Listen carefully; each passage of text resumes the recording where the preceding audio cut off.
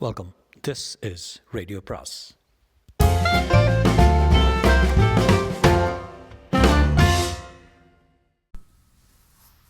அனைவருக்கும் அன்பு வணக்கம். கல்கியின் பார்த்திபன் கனவு அத்தியாயம் 29 சக்கரவர்த்தி கட்டளை. நெருங்கி வந்த படகுகளை பார்த்தபடி சற்று நேரம் திகைத்து நின்ற விக்ரமன் சட்டென்று உயிர் வந்தவனைப் போல் துடித்து பொன்னனை பார்த்து, பொன்னா எடுவாளை என்று கூவினான். பொன்னனும் ஏதோ சிந்தனையில் ஆழ்ந்திருந்தான். விக்ரமனுடைய குரல் கேட்டதும் அவன் விரைந்து விக்ரமன் அருகில் வந்து, மகாராஜா, எனக்கு ஒரு வரம் கொடுக்க வேண்டும் என்றான். வரம் கேட்க நல்ல சமயம் பார்த்தாய் பொன்னா, சீக்கிரம் கேட்டுவிடு. ஆனால் என்னிடம் என்ன இருக்கிறது நீ கேட்பதற்கு என்று சிறிது வியப்புடன் கூறினான் விக்ரமன். மகாராஜா, பாரப்ப பூபதியின் ஆட்களுடன் தாங்கள் சண்டையிடக்கூடாது. அவர்கள் ரொம்ப பேர், நாம 2 பேர் தான். பொன்னா, நீதானா இப்படி பேசுகிற? உனக்கும் சோழ நாட்டு வீரவிய வாசனை அழித்து விட்டதா என்றான் விக்ரமன். இல்லை மகாராஜா, என் உயிருக்கு நான் பயப்படலை. இந்த அற்ப உயிரை எந்த வினாடியும் விட்டுவிட சித்தமாக இருக்கிறேன். ஆனால் வேறு காரணங்கள் இருக்கின்றன. நாம் இப்போது சண்டையிட்டால் எல்லாம் கெட்டு போய்விடும். மகாராஜா, தங்களுடைய அன்னை அருள்மொழி தேவியை பார்க்க வேண்டாமா? இன்னொரு முக்கிய விஷயம், தங்களுடைய மூதாதைகளின் வீரவாளை கொண்டு முதலில் உங்களுடைய சொந்த குடிகளை கொல்லுவீர்கள் என்று பொன்னன் கேட்டபோது விக்ரமனுடைய முகம் வாடியது. சரி பொன்னா, போதும், இனிமேல் ஒன்று சொல்ல வேண்டாம். நான் வாளை தொடவில்லை என்றான். பிறகு குந்தவியை பார்த்து, தேவி, இந்த பெட்டியை பத்திரமாய் வைத்திருக்க வேண்டும். மறுபடியும் சந்திக்க நேர்ந்தால் கொடுக்க வேண்டும் என்றான். ஆனால் குந்தவியின் செவிகளில் அவன் கூறியது விழுந்ததோ என்னமோ தெரியாது. அவளுடைய முகத்தில் கோபம் கொதித்து கொண்டிருந்தது. ஆவேசம் வந்தவள் போல் நெருங்கி வந்த படகுகளை பார்த்து கொண்டிருந்தாள். படகுகள் கரையை அடைந்தன. மாரப்ப பூபதி முதலில் படகிலிருந்து குதித்தான். மரியாதையாக குந்தவி தேவியை அணுகி, பெருமாட்டே, தாங்கள் அனுமதி இல்லாமல் இங்கே வந்ததற்கு மன்னிக்க வேண்டும். சக்கரவர்த்தியின் கட்டளை நிறைவேற்றுவதற்காக வந்தேன் என்றான். குந்தவி முகத்தில் எள்ளும் கொள்ளும் வெடிக்க, எந்த சக்கரவர்த்தி, என்ன கட்டளை என்றாள். தங்களுடைய சகோதரர் மகேந்திர பல்லவரின் கட்டளை தான். செண்பக தீவிலிருந்து வந்திருக்கும் ஒற்றனை கைப்பற்றி ஜாக்கிரதையாக காஞ்சிக்கு அனுப்பும்படி கட்டளை. இதோ பாருங்கள் என்று மாரப்பன் ஒரு ஓலையை நீட்டினான். அதில் மகேந்திரனின் முத்திரையுடன் மேற்கண்ட விதமான கட்டளை எழுதியிருந்தது. அதை பார்த்துவிட்டு குந்தவி, செண்பகத்தீவின் ஒற்றன் யார் என்று கேட்டான். இதோ நிற்கிறான், இவன் தான் தேவி. இல்லை, இவர் ஒற்றன் இல்லை, நீர் திரும்பி போகலாம். தேவி, இவன் ஒற்றன் இல்லாவிட்டால் வேறு யார்? மனமுவந்து சொல்ல வேண்டும் என்று மாரப்பன் கள்ள வணக்க ஒடுக்கத்துடன் கூறினான். பூபதி, யாரை பார்த்து கேள்வி கேட்கிறாய்? உன்னை மறந்து விட்டாயா என்று கண்களில் கனல் பொறிக்க குந்தவி கேட்டாள். இல்லை, என்னை நான் மறக்கவில்லை. எனக்கு அவ்வளவாக ஞாபக மறதி மட்டும் கிடையாது. ஏதோ இவனுடைய முகம் கூட பார்த்த முகமாக என் ஞாபகத்தில் இருக்கிறது. ஏதோ ஞாபகம் வந்துவிட்டது. தேவி, இவன் மகா மேன்மை பொருந்திய தர்ம ராஜாதிராஜ நரசிம்ம பல்லவ சக்கரவர்த்தியினால் தேச பிரஷ்ட தண்டனைக்குள்ளானவன் என்பதை ஞாபகம் வருகிறது. இவன் ஒற்றன், இல்லை என்றால் தேசப்பிரஷ்டன். தேசப்பிரஷ்டமானவன் திரும்பி வந்தால் என்ன தண்டனை என்று தங்களுக்கே தெரியும். தேவி, என் கடமையை நான் செய்ய வேண்டும். தர்ம ராஜாவான பல்லவ சக்கரவர்த்தி தன் சொந்த புதல்வியின் வார்த்தைக்காக கூட நான் என் கடமை தவறுவதை ஒப்புக்கொள்ள மாட்டார் என்றார். குந்தவின் உடம்பெல்லாம் நடுங்கிற்று. அவருடைய மார்பு விம்மிற்று. சேனாதிபதி, இவர் என் விருந்தினர். இவருக்கு நான் பாதுகாப்பு அளித்திருக்கிறேன். இவருக்கு ஏதாவது நேர்ந்தால் என்று கூறி விக்ரமனை மறைத்துக் கொள்பவள் போல் அவன் முன்னால் வந்து நின்றாள். மாரப்பன் கலகலவென்று சிரித்தான். சோழ வம்சத்தின் பெருமையை விளக்க வாய்க்கப் போகும் வீரசிங்கம் ஒரு பெண்ணின் முந்தானையில் ஒளிந்து கொள்கிறான் என்று கூறி மீண்டும் சிரித்தான். நாணத்தினாலும் கோபத்தினாலும் விக்ரமனுடைய கண்கள் சிவந்தன. அவன் 4 எட்டாக நடந்து குந்தவிக்கு முன்னால் வந்து நின்று மாரப்பனை பார்த்து, சித்தப்பா, இதோ நான் வர சித்தமாக இருக்கிறேன், அழைத்து போங்கள் என்றான். மாரப்பன் கேலி சிறப்புடனே குந்தவியை பார்த்து, ஏழை மேல் ஏன் இவ்வளவு கோபம்? இவனை காப்பாற்றித்தான் ஆக வேண்டுமென்றால் தங்கள் தந்தையையோ தமையனாரையோ வேண்டிக் கொண்டால் போகிறது. சக்கரவர்த்தி கருணையுள்ளவர். இவன் காலில் விழுந்து மன்னிப்பு கேட்டுக்கொண்டு காப்பவும் செலுத்த ஒப்புக்கொண்டால் கட்டாயம் மன்னித்து விடுவார் என்றான். இந்த வார்த்தைகள் தான் எதிர்பார்த்தது போலவே விக்ரமன், குந்தவி இருவருடைய முகங்களிலும் வேதனை உண்டாக்கியதை அறிந்த மாரப்பனுக்கு குதூகலம் உண்டாயிற்று. விக்ரமன் உடனே விரைவாக சென்று படகில் ஏறிக்கொண்டான். குந்தவி விக்ரமனை மிகுந்த ஆவலுடன் நோக்கினாள். தன்னை அவன் திரும்பி பார்ப்பான் என்றும் தன் கண்களினால் அவனுக்கு தைரியம் கூறலாம் என்றும் அவள் எண்ணியிருக்கலாம். ஆனால் விக்ரமன் திரும்பி பார்க்கவே இல்லை. மாரப்பன் இந்த நாடகத்தை சிறிது கவனித்துவிட்டு பிறகு பொன்னன் மீது தன் பார்வையை செலுத்தினான். அடே படகொட்டியே, நீயும் வா, ஏறு படகில் என்றான். அவன் ஏன் வர வேண்டும்? பொன்னனை பிடிப்பதற்கும் கட்டளை இருக்கிறதா என்று குந்தவி கேட்டு மாரப்பனை கண்களால் எரித்து விடுவாள் போல பார்த்தாள். மாரப்பன் அந்த பார்வை சகிக்க முடியாமல், கட்டளை இல்லை தேவி, ஆனால் இந்த ஒற்றனுக்கு தேச பிரஷ்டனுக்கு இவன் ஒத்தாசை செய்திருக்கிறான் என்றான். பொன்னன் என்னுடைய ஆள், எனக்கு படகோட்ட வந்திருக்கிறான், அவனை கொண்டு போக உனக்கு அதிகாரம் இல்லை, ஜாக்கிரதை என்றாள் குந்தவி. மாரப்பன் அவளுடைய துணியை கேட்டு தயங்கினான். குந்தவி மறுபடியும், தேச பிரஷ்டனுக்கு உதவி செய்வதற்காக பிடிப்பதென்றால் என்னை முதலில் பிடிக்க வேண்டும் என்றாள். ஆம் தேவி, சக்கரவர்த்தியின் கட்டளை வந்தால் அதுவும் செய்வேன் என்றான் மாரப்பன். பிறகு அவன் படகோட்டிகளை பார்த்து விடுங்கள் என்றான். படகுகள் உறையூரை நோக்கி விரைந்து சென்றன. அத்தியாயம் 30. நள்ளிரவில். படகுகள் போன பிறகு குந்தவி பொன்னனை பார்த்து, படகோட்டி, உன் மனைவியை எங்கே விட்டு வந்திருக்கிறாய் என்று கேட்டான். பொன்னன் அக்கறையில் குடிசையில் விட்டு வந்திருப்பதை சொன்னான். உடனே போய் அவளை இங்கே அழைத்து கொண்டு வா, பிறகு நமக்கு பெரிய வேலை இருக்கிறது. உங்கள் மகாராஜாவை எப்படியாவது விடுதலை செய்ய வேண்டும். விடுதலை செய்து ரகசியமாக மாமல்லபுரத்துக்கு அனுப்ப வேண்டும். அவரை இந்த அமாவாசை என்று செண்பகத்தீவு செல்லும் கப்பலில் ஏற்றிய பிறகுதான் நமக்கு நிம்மதி என்றாள் குந்தவி. பொன்னன் வியப்புடன், தேவி, எனக்கு ஒன்றும் வழங்கவில்லையே என்றான். உங்கள் மகாராஜா இங்கே ஜுரம் அடித்து கிடந்தார் அல்லவா பொன்னா? அப்போது அவர் தம்மை அறியாமல் கூறிய மொழிகளிலிருந்து அவர் யார், எதற்காக வந்தார் என்பதையெல்லாம் அறிந்து கொண்டேன்.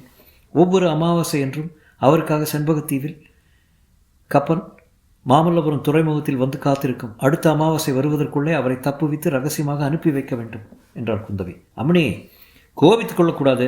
எனக்கு இன்னும் ஒரு விஷயம் விளங்கவில்லை. எதற்காக இப்படியெல்லாம் செய்ய வேண்டும்? தங்கள் தகப்பனாருக்கு ஒரு செய்தி அனுப்பினார் போதாதா என்றான் பொன்னன். என் தகப்பனாரை நீ சரியாக தெரிந்து கொள்ளவில்லை பொன்னா. ஆனால் மாரப்பன் தெரிந்து கொண்டிருக்கிறான். அவருக்கு சட்டம் என்றால் சட்டம்தான், நீதி என்றால் நீதிதான். சக்கரவர்த்திக்கு தெரிவதற்கு முன்னால் உங்கள் மகாராஜா கப்பலில் ஏறினால்தான் தப்பலாம். நல்ல வேளையாக என் தந்தை இப்போது காஞ்சியில் இல்லை, ஏதோ காரியமாக மாறு வேஷத்துடன் சுற்றி கொண்டிருக்கிறார். இதுதான் நமக்கு சமயம். இவ்விதம் குந்தவி கூறி வந்ததை கேட்டபோது பொன்னனுக்கு ஒரு நிமிஷம் தனக்கு தெரிந்ததையெல்லாம் சொல்லிவிடலாமா என்று தோன்றியது. ஆனால் தான் சிவனடியாருக்கு சத்தியம் செய்து கொடுத்திருந்தது நினைவுக்கு வந்தது. மேலும் அவர் என்ன முக்கிய நோக்கத்துடன் இம்மாதிரி ரகசியமான காரியங்கள் செய்து வருகிறாரோ தெரியாது. அந்த நோக்கத்துக்கு தன்னால் பங்கம் விளையக்கூடாது என்று தீர்மானித்து கொண்டு குந்தவியின் மொழிகளை பொறுமையுடன் கேட்டு வந்தான். கடைசி, தேவி, விக்ரம மகாராஜாவின் க்ஷேமம் ஒன்றை தவிர எனக்கு உலகில் வேறொன்றும் பொருட்டில்லை. தாங்கள் கட்டளைப்படி எதுவும் செய்ய காத்திருக்கிறேன் என்றான். சந்தோஷம், நான் மாளிகைக்கு போகிறேன். நீ முதலில் போய் வள்ளியை இங்கே அழைத்து வா என்றாள் குந்தவி. குந்தவியின் கட்டளையின் பேரில் கிடைத்த படகை எடுத்துக்கொண்டு பொன்னன் அக்கறைக்கு சென்றான். இதற்குள் நன்றாக இருட்டிவிட்டது. பொன்னனுடைய கைகள் படகை செலுத்தி கொண்டிருக்க அவனுடைய உள்ளம் அரைந்து கொண்டிருந்தது. உறையூர் சிம்மாசனத்தில் அமர்ந்து ஆட்சி செலுத்த வேண்டிய விக்ரம மகாராஜா இன்று இரவு அதே உறையூரில் சிறையில் படுத்திருப்பார் என்பதை எண்ணிய போது அவனுடைய நெஞ்சு புண்ணாயிற்று. அன்றிரவே உறையூருக்கு போய் ஊர் ஜனங்களிடமெல்லாம் உங்கள் மகாராஜா சிறையில் இருக்கிறார் என்ற செய்தியை பரப்பி ஒரு பெரிய கலகத்தை உண்டு பண்ணலாம் என்று பொன்னன் நினைத்தான். பிறகு அது நடக்காத காரியம் என்று அவனுக்கே தோன்றியது. சோழ நாட்டு மக்கள் இப்போது வீரம் இழந்த கோழைகளாக போய்விட்டார்கள். அயல் மன்னனின் ஆதிபத்தியத்தை ஒப்புக்கொண்டு வாழ்கிறார்கள். மாரப்பனைப் போல பல்லவ சக்கரவர்த்தியின் கட்டளைகளை அடிபணிந்து நிறைவேற்றவும் காத்திருக்கிறார்கள். தன்னுடைய நிலைமையும் அதுதானோ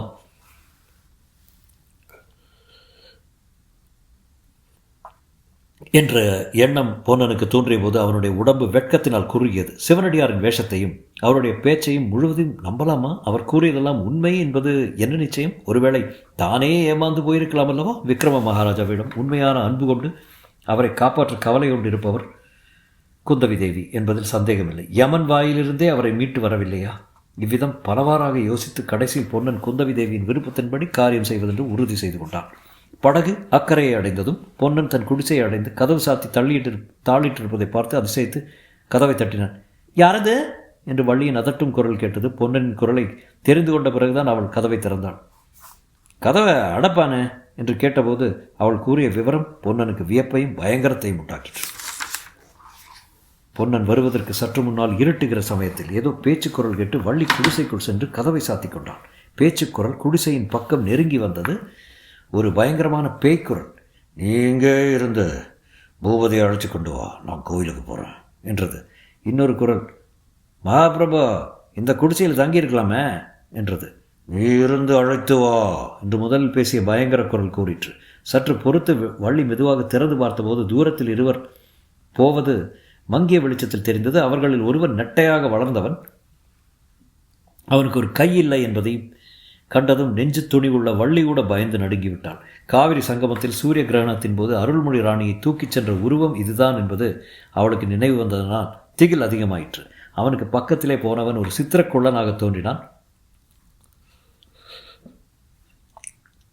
இந்த குள்ளனுக்கு பக்கத்தில் அந்த நெட்டை உருவம் இன்னும் நெடியதாக காணப்பட்டது. நெடிய ஒற்றை கை மனிதன் சாலையோடு கிழக்கே போய்விட்டான். குள்ளன் சாலை ஓரத்தில் ஒரு மரத்தில் உட்கார்ந்து கொண்டான். வள்ளி மறுபடியும் கதவை சாத்தி கொண்டான். இதையெல்லாம் சொல்லிவிட்டு வள்ளி சுற்றுமுற்றும் பார்த்தான்.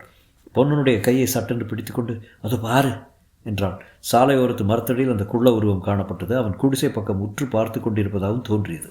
பொன்னன் சற்று யோசித்து விட்டு, வள்ளே வா, இன்று ராத்திரி உனக்கு வேலை இருக்குது என்றான். எங்கே வர சொல்கிற? உறையூருக்கா என்று வள்ளி கேட்டான். இல்லை, வசந்த தீவுக்கு தான். குந்தவி தேவி உன்னை அழைச்சி வர சொன்னார். அப்படியா? இளவரசர் மகாராஜா சௌக்கியமா? அவர் யாருன்னு தேவிக்கு தெரியுமா என்று வள்ளி ஆவலுடன் கேட்டான். ரொம்ப விஷயம் இருக்குது, எல்லாம் படகில் சொல்கிறேன் வா என்றான் பொன்னன். 2 பேரும் நதிக்கரைக்கு சென்றார்கள். பொன்னன் வேண்டுமென்றே அதிகமாக சத்தப்படுத்தி படகை அவிழ்த்து விட்டதோடு சலசலவென்று சப்திக்கும்படியாக கோலை போட்டுவிட்டு படகை தள்ளினான். படகு போவதை அந்த குள்ள உருவம் கவனிக்கிறது என்பதை அவன் கவனித்துக் கொண்டான். நடுநிசிக்கு 1 நாழிகை பொழுது இருக்கும் சமயத்தில் பொன்னன் மறுபடியும் படகை தள்ளிக்கொண்டு காவிரியின் தென்கரைக்கு வந்தான். இப்போது அவன் தோணித்துறைக்கு படகை கொண்டு வராமல் கொஞ்சம் கிழக்கே கொண்டு போய் சத்தம் செய்யாமல் நிறுத்திவிட்டு கரையேறினான். சாலையோரத்தில் தான் முன் பார்த்த இடத்திலேயே குள்ளன் உட்கார்ந்திருப்பதை கவனித்தான். குடிசை சுவரின் பக்கத்தில் தானும் உட்கார்ந்து உறையூர் சாலையை கவனிக்கலானான். ஏதோ முக்கியமான சம்பவம் நடக்கப் போகிறதை எதிர்பார்த்து அவனுடைய உள்ளம் பெரிதும் பரபரப்பை அடைந்திருந்தது. டக் டக் டக் டக் என்று குதிரை குழம்பின் சத்தத்தை கேட்டு பொன்னன் விழிப்புடன் நிமிர்ந்து உட்கார்ந்தான். ஆம், உறையூர் பக்கத்திலிருந்து தான் அந்த சத்தம் வந்தது. சிறிது நேரத்துக்கெல்லாம் குதிரை அருகில் வந்துவிட்டது. அதன் மேல் அமர்ந்திருப்பது சாட்சாத் மாரப்ப பூபதிதான் என்று நட்சத்திர வெளிச்சத்தில் பொன்னன் தெரிந்து கொண்டான். நடுச்சாலையில் நின்ற குள்ளன் அருகில் வந்து குதிரையும் நின்றது. அத்தியாயம் 31. பைரவரும் பூபதியும். பொன்னன் சிறிதும் சத்தம் செய்யாமல் மரங்களின் இருண்ட நிழலிலேயே நடந்து சாலை அருகில் சென்று ஒரு மரத்தின் மறைவில் நின்றான். சித்ரகுதா, எங்க மகாபிரபு என்று மாரப்பன் கேட்டது பொன்னன் காதிலே விழுந்தது. பிறகு பின்வரும் சம்பாஷணை நடந்தது. ஐயனார் கோயிலில் இருக்காரு. என்ன இங்கேருந்து உங்களுக்கு வழிகாட்டி வழிபடி சொன்னார். ஆமாம், அவன் இங்கே. எவன்? அவன்தான், பல பேர் கொண்டவன், ரத்ன வியாபாரி தேவசேன, உம்முடைய தாயாதி என்று குள்ளன் கீச்சு குரலில் சிரித்தான். அவனா என்று மாரப்பனும் பெரும் குரலில் சிரித்தான். அந்த நள்ளிரவில் அவர்கள் இருவரும் சிரித்த சிரிப்பின் ஒலி பயங்கரமாக துணித்தது. மரங்களில் தூங்கிக் கொண்டிருந்த பட்சி ஜாதிகளை எழுப்பிவிட்டது. சில பறவைகள் சிறகுகளை அடித்து கொண்டன. வேறு சில பறவைகள் தூக்க கலக்கத்தில் பீதியடைந்து தீனக்குரலில் சந்தித்தன. அவன் பத்திரமாக இருக்கிறான், நீ கவலைப்படாத. அடே, அன்றைக்கு அந்த ரத்ன வியாபாரிக்கு வழிகாட்டி கொண்டு போனாயே, அந்த மாதிரி தான் எனக்கும் வழிகாட்டுவியா என்று கூறி மாரப்பன் மறுபடியும் உரத்த குரலில் சிரித்தான். சித்திரகுப்தன் கூறிய மறுமொழி பொன்னன் காதில் விழவில்லை. மீண்டும் மாரப்பன், ஓஹோ, எனக்கு வழிகாட்டி அழைத்து வர சொன்னாரா? எங்கே அழைச்சி பார்க்கலாம் என்று சொல்லி தன் கையில் இருந்த சவுக்கை சடீர் என்று ஒரு சொடுக்கினான். சவுக்கின் நுனி சித்திரகுப்தன் மீது சுளீர் என்று பட்டது. சவுக்கு சொடுக்கிற சத்தத்தை கேட்டதும் குதிரை பீத்து கொண்டு பாய்ந்து சென்றது. குள்ளன் ஏதோ முணுமுணுத்து கொண்டே பின்னால் விரைவாக சென்றான். அவன் இவ்வளவு வேகமாக நடக்க முடியும் என்பதை கண்ட பொன்னனுக்கு அதிசயமாயிருந்தது. அவனை சற்று தூரத்தில் பின்தொடர்ந்து ஓட்டவும் நடையுமாக பொன்னனும் போனான். 1 நாழிகை தூரம் சாலையோடு கிழக்கே போன பிறகு சாலையில் குதிரை நிற்பதும் பக்கத்தில் மாரப்பன் நிற்பதும் தெரிந்தது. சித்திரகுப்தன் மாரப்பனை பார்த்து, ஏன் எதுனா போவதானே என்று கேட்க, ஏடா காட்டு பூனை, இருட்டு ராஜாவை நீ வழிகாட்டி தான் இனிமேல் போக வேண்டும் என்ற மாரப்பன். வழிகாட்டுறேன், ஆனால் காட்டு பூனையிடம் நீ சற்று ஜாக்கிரதையாயிரு, விழுந்து புரண்டினாலும் புரண்டிடும் என்று சொல்லிவிட்டு குள்ளன் சாலைக்கு வலது பக்கத்தில் புதர்களும் கொடிகளும் மண்டி கிடந்த காட்டில் இறங்கி போகலானான். பொன்னனுக்கு அவர்கள் எங்கே போகிறார்கள் என்பது இப்போது சந்தேகமற தெரிந்துவிட்டது. பாழடைந்த ஐயனார் கோவிலுக்குத்தான் அவர்கள் போகிறார்கள். செடி கொடிகளில் உராய்வதனால் சத்தம் கேட்க கூடுமாதலால் பொன்னன் சற்று பின்னால் தங்கி அவர்கள் போய் கால் நாழிகைக்கு பிறகு தானும் அவ்வழியே சென்றான். நள்ளிரவில்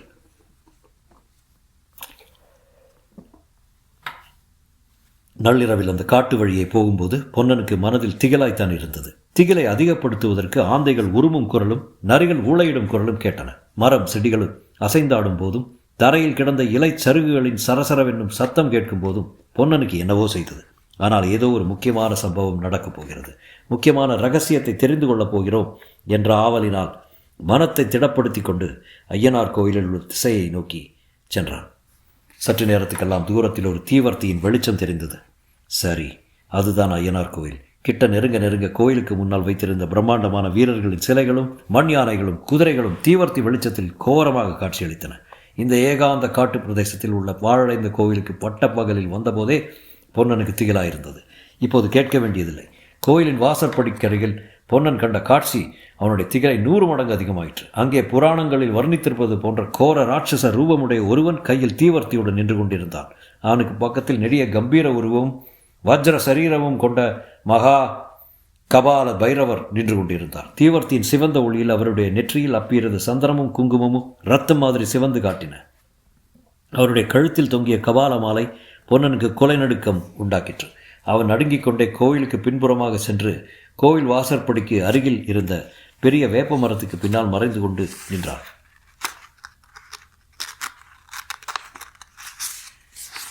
அதே சமயத்தில் சித்திரகுப்தனும் மாரப்பனும் மகா கபால பைரவரின் முன்னால் வந்து நின்றார்கள். மகாபிரபோ என்று மாரப்பன் பைரவருக்கு நமஸ்கரித்தான். சேனாதிபதி, மாதாவின் ஆக்ஞையை நிறைவேற்றினாயா?